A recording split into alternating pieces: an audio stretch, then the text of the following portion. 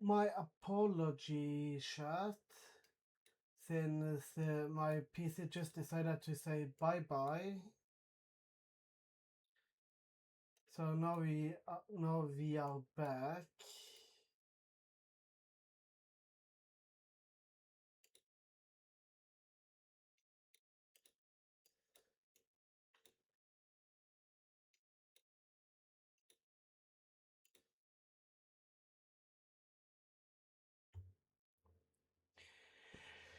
Let us what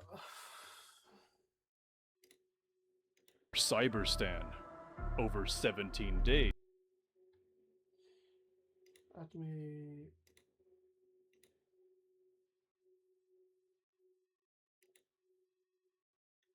The hell close.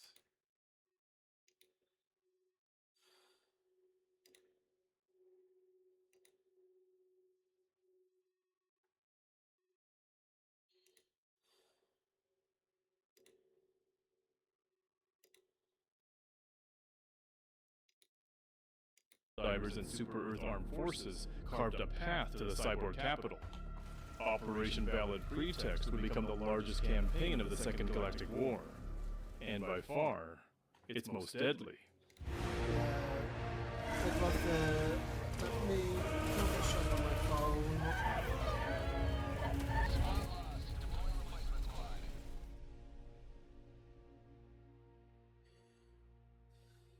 On the morning of February 3rd, 2186, Super Earth High Command initiated Operation Valid Pretext.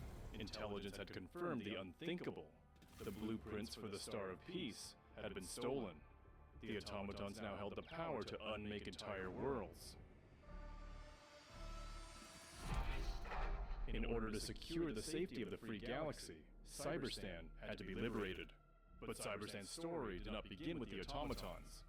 Following the cyborg surrender at the end of the First Galactic War, the mines of Cyberstand became a site of rehabilitation for the terrorist regime, under the guidance It was of 200 managed democracy. But it did not remain so. Newly secured 200 intelligence million revealed that a spacecraft designated Vessel 701,000 Zero that had departed from Cyberstand 4 years before the automatons first emerged in force. Cyberstand would fall when the machines returned during the reclamation. In the month that followed, vast terraforming projects reshaped the surface. Industrial expansion on a massive scale was detected beneath skies, choked by poisonous emissions. Cyberstand was not merely occupied in hatred of freedom. It was their origin. Phase 1 of Operation Valid Pretext was the march to Cyberstand. 200 million Helldivers were allocated to the operation. If all reinforcements were depleted, the offensive would end in failure. Helldivers were tasked with liberating a path to Cyberstand, with Aurora Bay or Merak serving as the staging ground for the coming battle. But the automatons had already begun layering their defenses. The march they really haven't heavily fortified everything just to avoid us coming to Cyberstand, since it's their heart and soul. In Helldivers 1, they got like Cyborg got sent to Cyberstand to mine the resources, since it was one really desolate and harsh and cold planet. So we sent all the cyborg to mine, and they of course revolted because they meant we was using them, while we sent, even though it's a lie, and they wanted to kill every civilian, steal everything, do anything to try to kill every Helldivers to not lose Cyberstand.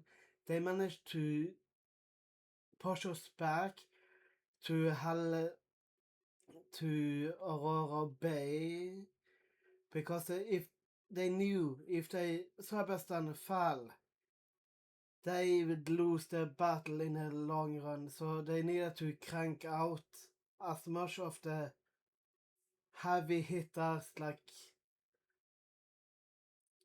Fire Brigade jetpack brigade and everything to slow us down, to try to kill as many innocent people on every other planet, to the courage us Helldivers to avoid us. Would need to breach their fortified gates before a staging ground could be secured. The march began on Lasoth. The automatons deployed heavily armored units to halt the advance, deploying reinforcements in greater numbers than ever before. But success was the only acceptable outcome. To support the operation, High Command authorized a new generation of siege weaponry, including the fleet-wide distribution of the Bastion Mark 16. The Bastion shattered fortified positions. Helldiver squadrons pushed block by block through the streets of Buku's Rest. The key strategic position was quickly secured under the cover of heavy ordnance, causing automaton positions across the planet to crumble. The first defenses mobilized to stall the march were trampled underfoot in less than a day. Lasoth was secured. Maintaining momentum, the march pressed forward to Court Bay. The automatons mobilized a surge of devastators to hold the line, but terror would not obstruct the path of liberty. Wherever the socialist toasters formed their walls, Helldivers broke them. One by one, the devastators were crushed beneath the unstoppable force as Helldivers pressed forward without hesitation. The bots' emergency protocols were triggered, bolstering their defenses of Aurora Bay and Merak, as well as calling the Jet Brigade to reinforce Court Bay. The Rapid Assault Unit descended in calculated waves to... Yeah, like we could easily take over the planet or liberate the planet from the socialist clankers, but it took us extra 2 or 3 days since the Jump Brigade joined the battle to try to slow us down and stop the liberation from that planet, to just to annoy us or they stir our plan forward to that planet. overwhelm advancing positions. But the jet-propelled nuisance simply deflected off the unstoppable momentum of the march. What was once an unbreakable wall to breach the Valdez sector crumbled in a single day beneath the heels of Super Earth's finest. Between the two possible staging grounds, the Helldivers chose Aurora Bay. Aurora Bay housed the Jet Brigade factories as well as 2 cities. Its liberation would yield long-term damage to the automaton war machine. Resistance was heavier than any world yet encountered. The Jet Brigade struck with unrelenting pressure. If I don't remember wrong, the liberation or the cyborg or the clanker resistance was around 45% difficulty. I can be wrong, but it was around that level, 35, 45, around that area. We had to try to stop us. Backed by the oppressive incendiary barrage of the Incineration Corps, Eagle Mount became the focal point of the assault. Despite the resistance, Helldivers pushed through the settlement and established an initial foothold on Aurora Bay.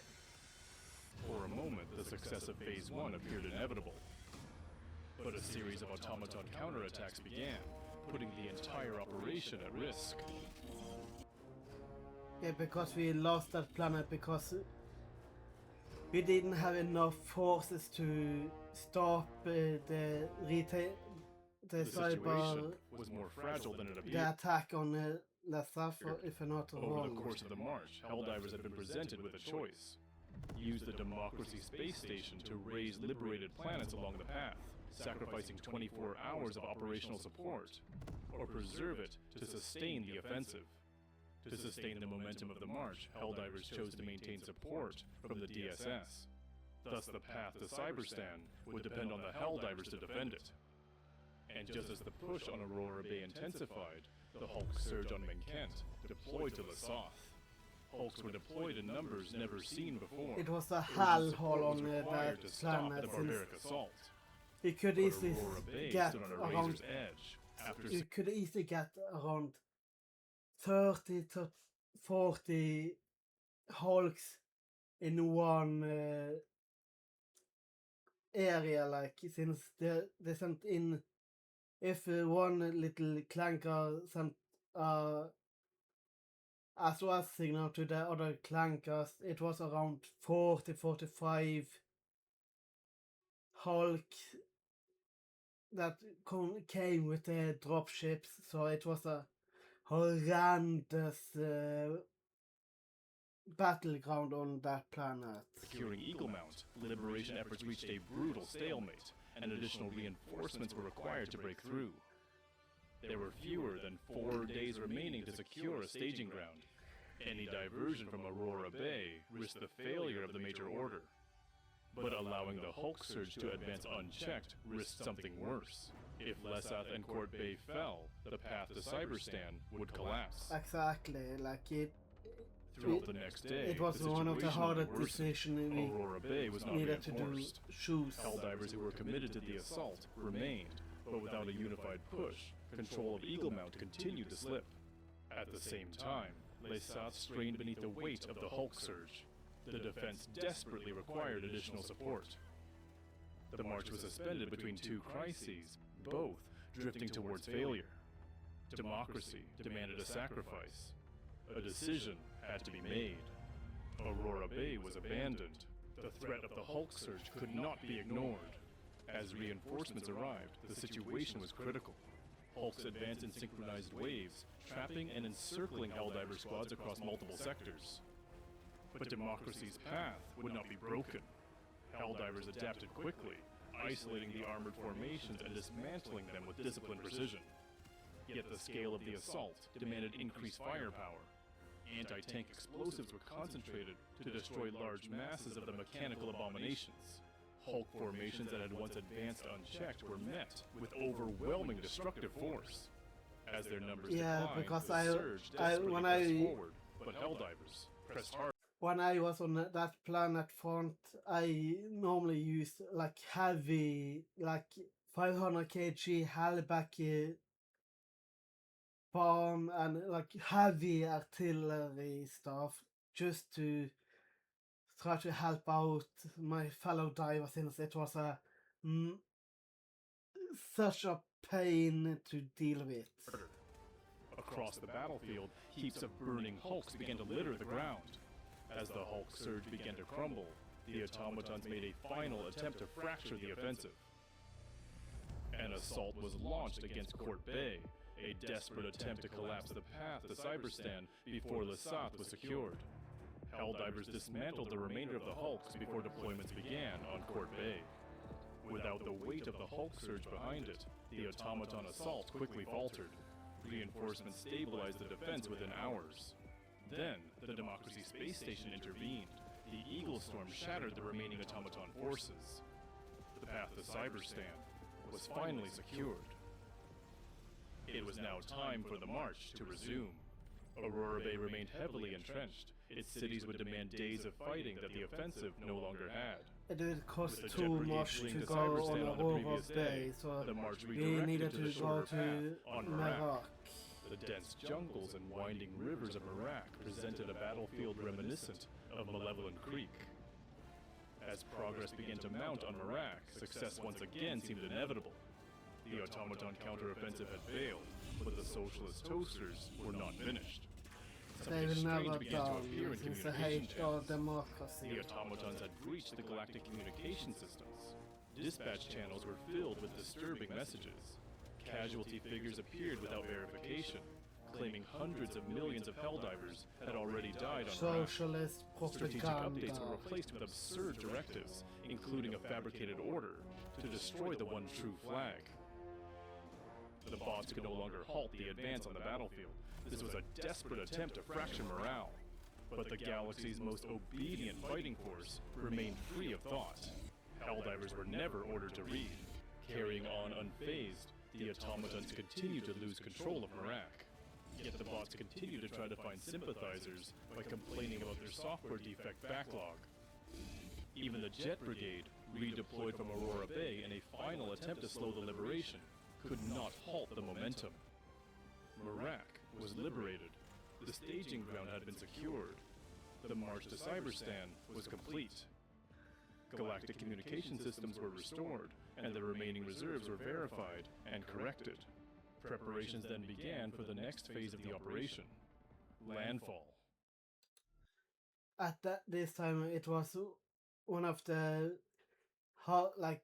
it was a few dissident people that believed the sabotage, the the propaganda that the socialist clankers put out, but we managed to re-educate them with a proper super earth thoughts and believe that we have a more prosperity, stronger social work standing and everything like that. It just show how strong the Helldivers really are, to not flinch and don't easily slander the super earth, the one true flag.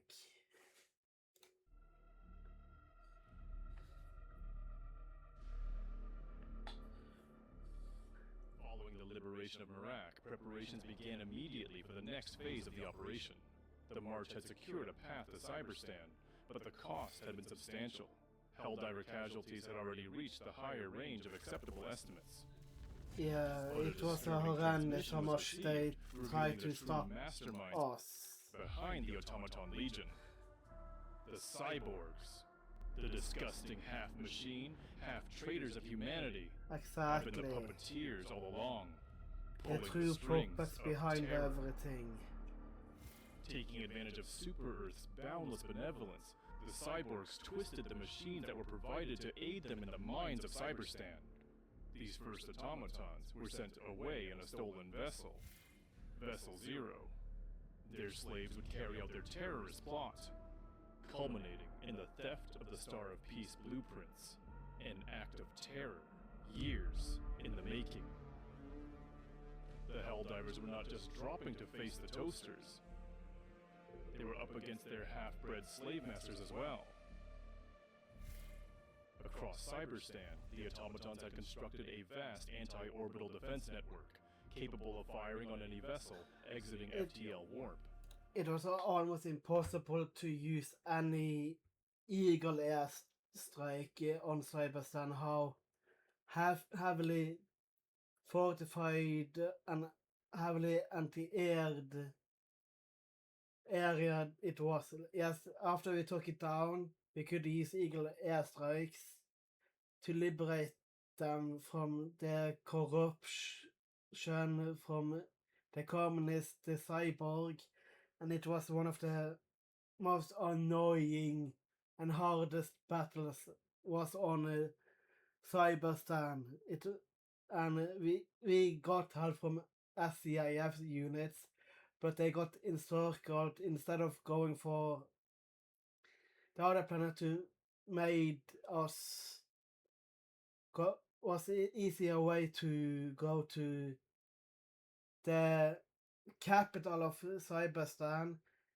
The Helldivers needed to hold their push to their capital to save SCIF, or else they would be eliminated and we couldn't get any help from them in the future again. So we decided to support the SCIF and help them get out of that city they was surrounded by. Any conventional approach would be annihilated before deployments could reach the surface. High Command therefore issued a single plan. A synchronized blitz assault. Hundreds of thousands of Helldiver superdestroyers were to jump simultaneously into orbit to overwhelm the defense grid. Losses were expected, but upon entering orbit, superdestroyers were to immediately deploy Helldivers to Cyberstand. The Helldivers would rapidly dismantle enemy anti-orbital defenses to establish the drophead. This key position would open the way to deploy the SEAF, so the land invasion could begin. To support this pivotal phase of the operation, Resources recovered from the liberated worlds along the march were allocated for the first 24 hours of the assault. But one final decision remained. In order to secure the staging ground throughout the invasion, the Helldivers chose to allow the Democracy space station to raise Merak, which meant that for the synchronized blitz assault, the Helldivers would drop without its support. The countdown had begun, the largest FTL event in galactic history. Never before had the Helldivers attempted an assault of the scale. Their super destroyers would jump directly into a planetary defense grid designed to destroy them. Losses were pre-approved, but Helldivers do not fear sacrifice. For freedom, for us super Helldivers will and for never managed democracy, surrender, they stood and ready. we will always On the morning of want February happy to 10th, die for 2186, our beloved from the staging democracy world of Merak, and people the and Helldivers the one jumped true flag. cyberstand. Upon exiting FTL warp, the skies above cyberstand burned. Millions of Helldivers dropped through the burning skies to begin the assault. Anti-orbital defenses and surrounding infrastructure had to be dismantled at any cost. For 15 hours, Helldivers were deployed continuously through the twisted mega factories under constant fire against overwhelming resistance. Somehow, the defenses began to fall. Democracy found a way. We will always The find a drop way. head was secured. But the cost was far greater than anticipated. Yeah, because they put so much units on the front line to try to stop the invasion, or the Drop heads had been liberation secured, from the but the corruption cost they got was had unlike anything through. before. During the march, Helldiver casualties averaged 14 million per day. In the first 15 hours Yes, of we had cyberscan, around 18 14 million Helldivers were lost. We had an average on 14 million KIA every day, but we managed to kill 4.5 billion cyborg and clankers. Was it a devastation loss for Super Earth? Yes, but it would be. But we will never surrender our freedom that have put stone on the democratically chosen planet of Super Earth. More Helldivers perished in this assault than on any single day of the entire campaign. But in the process, over 700 million automatons and cyborgs were dismantled. Although Helldiver exploration rates more than doubled on cyberstand, instead of dropping, the total reserves grew. Citizens across the Federation were inspired to join the fight and do their part. 70 million additional Helldivers joined the war effort. The drophead came at great cost, but the will to fight had only strengthened. Preparation then began for the next phase of the operation. To liberate Cyberstan, Transcendence, the center of Cyborg Command, had to be The destroyed. capital. In order to reach Transcendence, a path had to be made through 3 mega factories, each one larger than the last. Should Helldiver reserves deplete before Transcendence is destroyed, the operation would end in failure. The invasion was divided between 2 forces.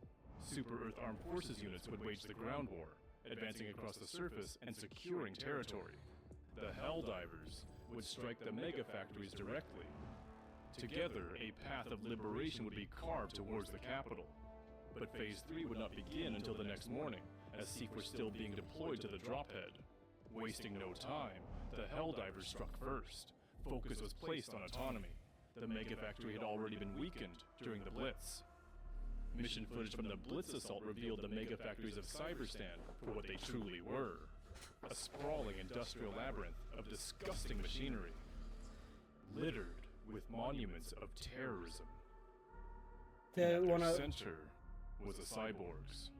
One of the worst planet. Cyberstan was one of the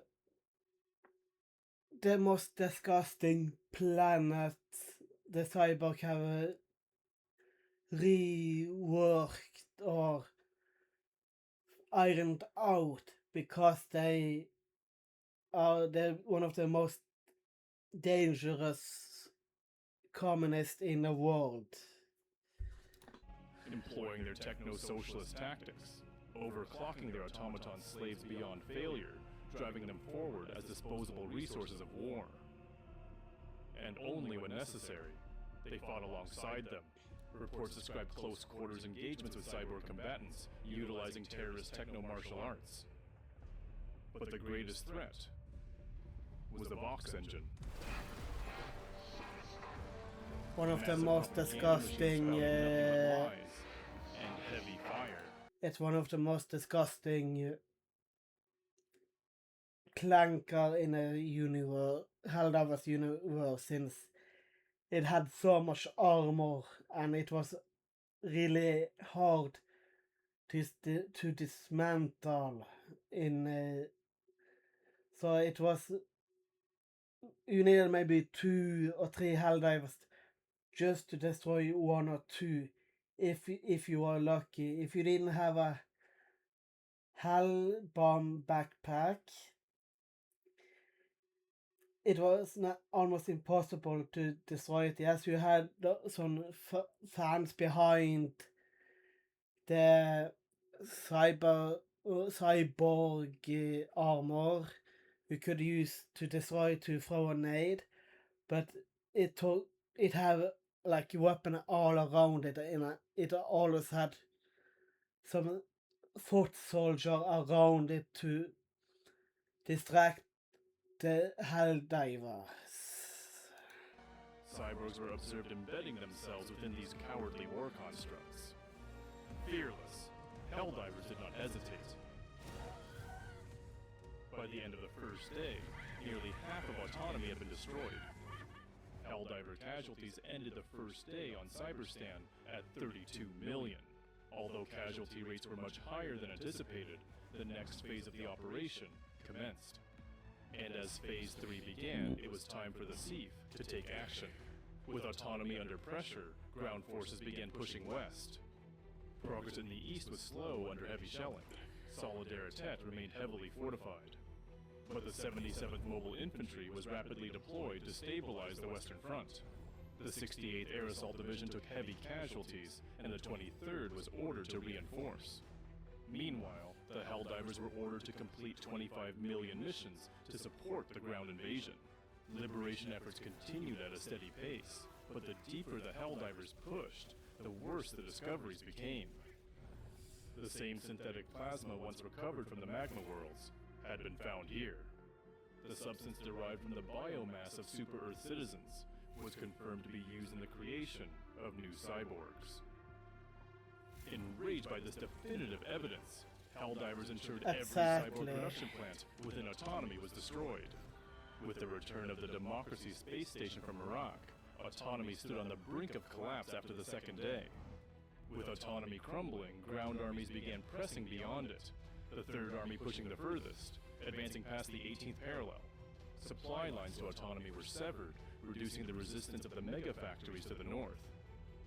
During the same period, Helldiver casualties on cyberstand continued to heavily strain the remaining reserves. At the current casualty rate, the operation would end in less than 4 days. 61 million on those two. Cyberstand, the Ministry of Defense.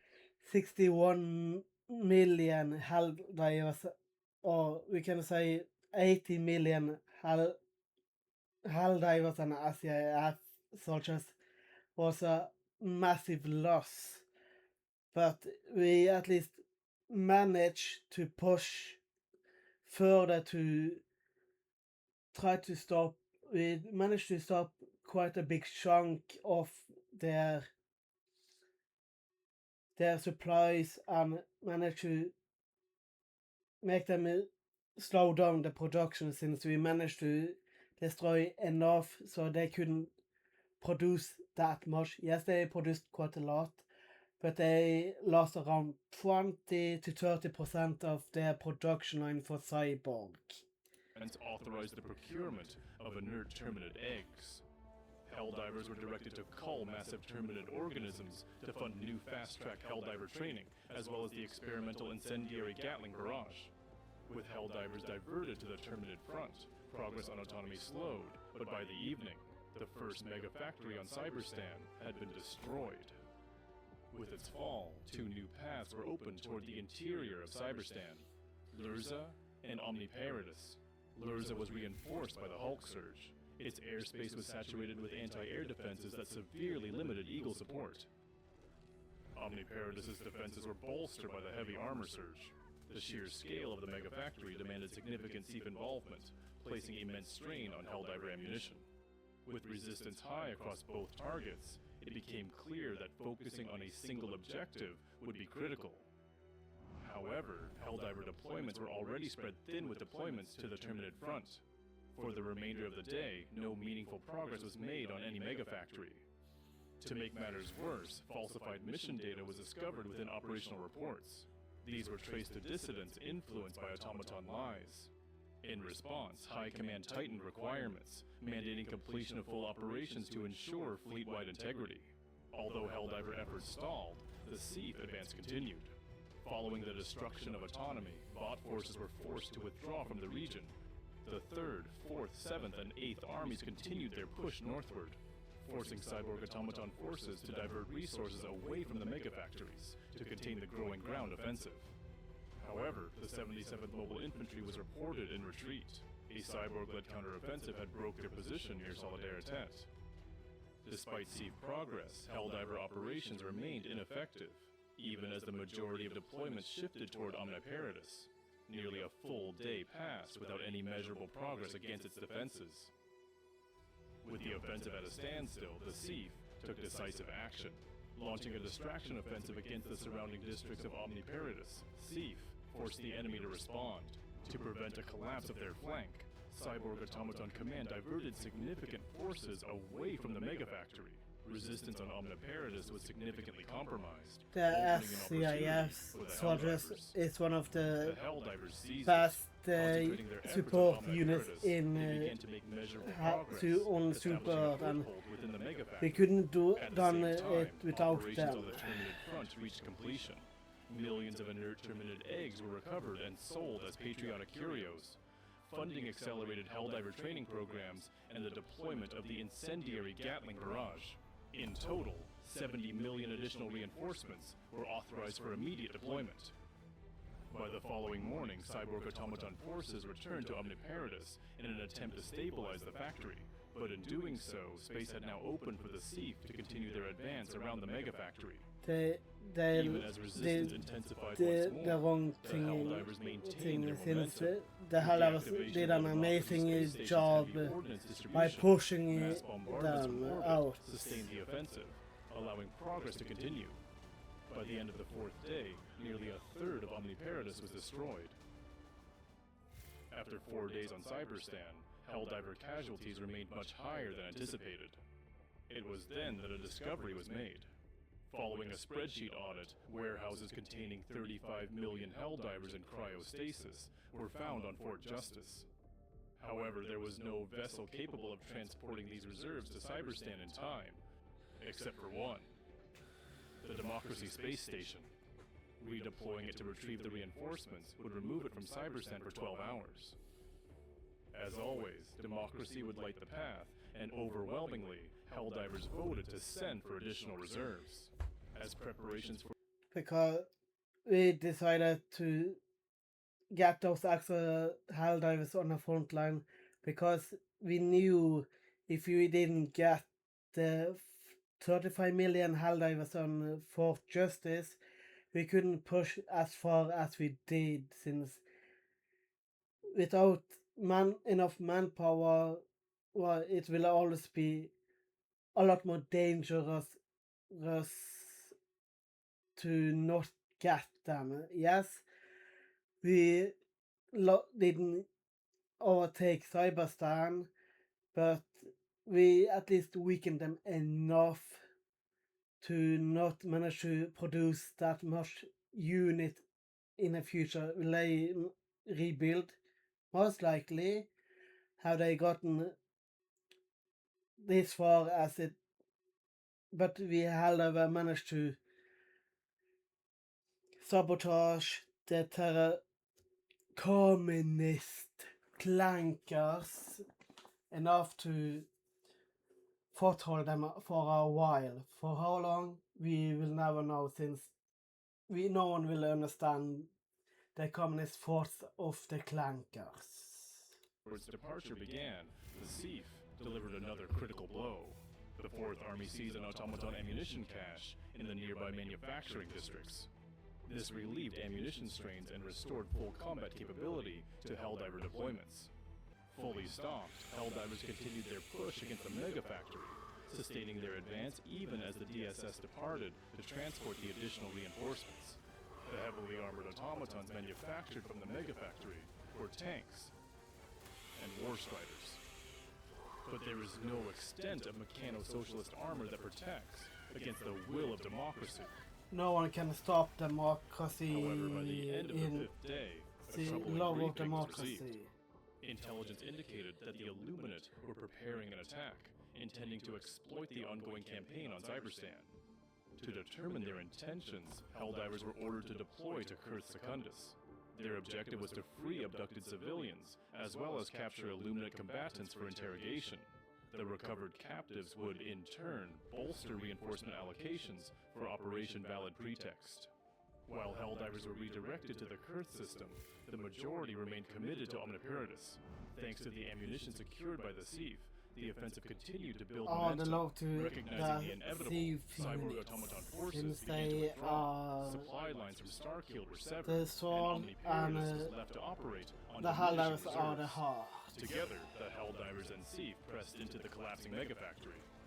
Operating on emergency power reserves, the remaining resistance crumbled quickly. Omniparidus roughly translated to destroy freedom at all costs. On the 6th day of the battle for Cyberstand, Omniparidus had failed. While the 2nd megafactory on Cyberstand was demolished, the Democracy space station returned, delivering 35 million Helldivers. Operations on Kurth Secundus also completed, and millions of recovered civilians were immediately enlisted and placed into accelerated training programs. But due to constitutional weakness, the Illuminate combatants expired during interrogation, resulting in the temporary authorization of the smoke-enhanced walking barrage. Clear evidence that this was not a waste. From Omniparidus, the path opened to the 2 Class 3 megafactories. Starkeel was one of the largest megafactories on the planet, a critical military production node, defended by the Jet Brigade, now reinforced by forces that had deserted Omniparidus. Believed to be among the earliest megafactories on Cyberstand, Ursuit 9 served as one of the most significant producers of cyborg combatants, defended by the Incineration Corps. Between the two, the Helldivers chose Starkeel. The Jet Brigade presented a lower threat than the alternative. As Helldiver operations began, the Sief advance continued to converge on target. The 12th Armor Division held position at the Omniparidus demolition site to secure the rear with the 4th Army. The 12th would then join the 3rd, 7th, and 8th Armies push beyond the equator, advancing to link up with Helldiver operations at Starkeel. Similar to Omniparidus, no measurable progress was made in the first half day. The underhanded rapid assault tactics of both the Jet Brigade and Cyborgs proved to be an overwhelming combination. However, recognizing the inevitable, the Cyborgs diverted forces inward to protect Transcendence rather than holding the outer megafactory. Just to as he said, try to stop the SCAF units to push forward to sabotage the line between Starkeel and Helldivers capitalized on the opportunity as the Ministry of Defense temporarily augmented Helldiver deployments with the expendable anti-tank rocket launcher, increasing their effectiveness against heavily mechanized resistance. Above the planet, the Democracy space station initiated an orbital blockade, severing the enemy's access to raw silicates and conductors. Deprived of proper materials, automaton fabricators were forced to produce units using inferior alloys. On the surface, Helldiver efforts continued to break through, liberating over 25% of Starkeel. It was then that Sief identified attempts by cyborg automaton units to evacuate mechanized personnel, falsely designated as non-combatant industrial assets. Thief artillery immediately targeted these evacuation corridors, denying the enemy the opportunity to repurpose these assets for continued war production. Yeah, like as he said, that's why SCIF units try to destroy this line right here to avoid that, and they manage to destroy the quote unquote evacuation material as just a stupid pretend to refit some of their units to more heavily armored stuff. For the first time since the invasion began, the path toward transcendence appeared to be opening. And yet, the number of completed operations fell short of what was required to sustain the campaign. Phase 3 of the operation had ended in failure. But the offensive did not stop. It could not. With Transcendence now within sight, the final phase of Operation Valid Pretext commenced. All avenues for reinforcements needed had been exhausted. Have more days to try to were all that remained. push or take over the planet. To finish the fight, destroy Transcendence, and liberate Cyberstand.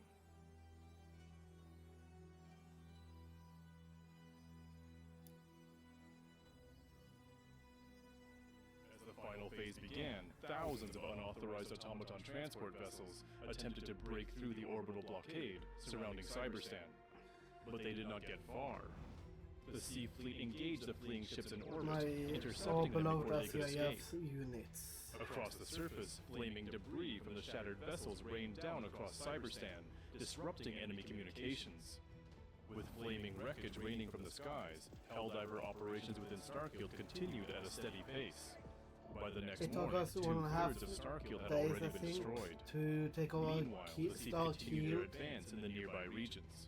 The 12th Armor Division successfully severed the primary supply lines connecting cyborg forces in the north to their automaton counterparts in the south. This weakened the defenses of Transcendence. Within Starfield, the Class 3 Megafactory continued to collapse. The final barrier, protecting the cyborg capital, was nearly broken. Inspired by the relentless pursuit of liberty by the Helldivers, the Thief 3rd and 7th Armies launched a spirited bayonet charge across the equatorial manufacturing belt. This critical breakthrough triggered a collapse. Cyborg automaton resistance plummeted further across the megafactories to the south. The land invasion and destruction of megafactories had now taken a heavy toll across all of Cyberstand. With resistance weakening and supply lines fractured, the destruction of Starfield was imminent. Starfield translated to all humans must die. On the 8th day on Cyberstand, Starfield fell. Humanity did not. The path to Transcendence was now... Humanity have the resilience that we will always try to come up with new stuff, evolve our thinking, try to fix new stuff, and try to iron out the stuff that we're missing. We need a little bit more, that little extra push to take over Transcendence, but we will soon hear about the 77th Thief units. Clear. The capital Megafactory was the first constructed on Cyberstand. Its destruction would bring about the collapse of all remaining enemy defenses. Both the Jet Brigade and the Incineration Corps had withdrawn to its defense, consolidating their strength into one final stronghold. Thief units moved quickly to secure the approach. The 3rd Army completed its encirclement of Starfield, while the 22nd Cavalry advanced toward Transcendence to reinforce the forward push. Overhead, the 14th Air Recon Division identified multiple pockets of resistance, providing precise targets for orbital strikes as the battlefield shifted toward the capital. Simultaneously, the Democracy Space Station initiated the Eagle Storm. The 68th Air Assault Division achieved total air superiority over the Cyberstand wastes, allowing Eagle squadrons to conduct uncontested carpet bombardments across automaton supply caches. It was under these conditions that Helldivers began their assault on Transcendence. What they encountered was unlike anything before. The cyborgs commanded both the Jet Brigade and the Incineration Corps. The overclocked Jet Brigade units applied suffocating pressure, swiftly followed by the oppressive flames of the Incineration Corps. Supply lines were dismantled.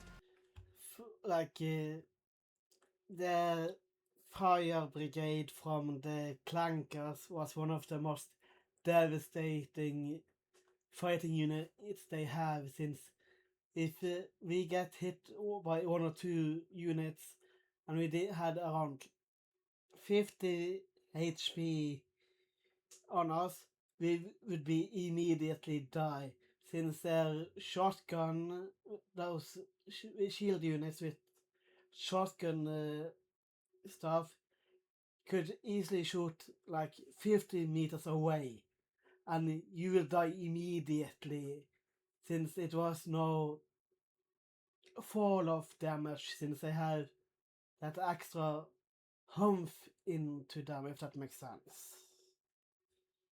Resistance had crumbled across the planet, and air superiority had been obtained.